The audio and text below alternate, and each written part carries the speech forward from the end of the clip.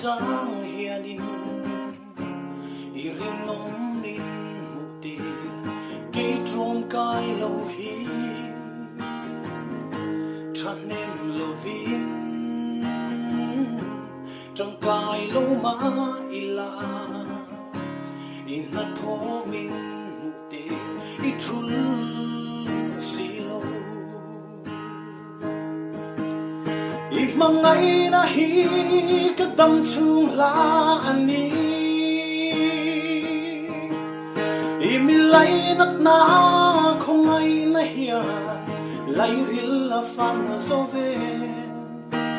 eng vang hian nghe min shriat renga min shuai zel chin ni le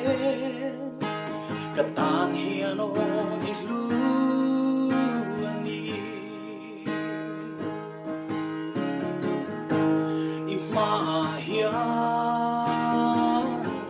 chuan lu reng nei lovin tin lum chapo tak le fellow trin kani ka thlir le trin ka thiam le fin na te ka in bukling một lo I rong bolan I mangai na hi ka dam chung la ani I milai nat na không ai na hia lai ril la fan zo ve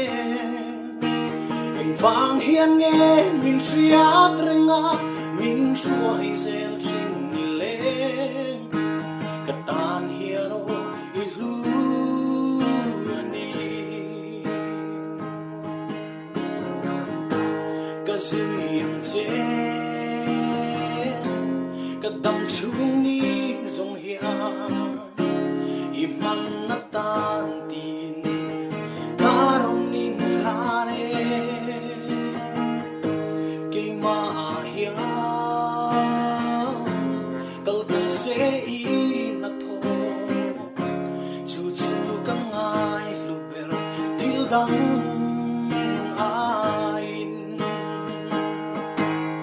I mangai na hi ka dam chung la ani I milai nat na không ai na hia lai ril la fan zo ve eng vang hian nghe min shriat renga min shuai zel chin ni le katan hian o I lu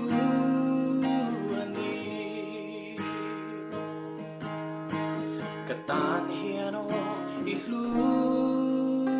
ani Dalpa ro piro se kalome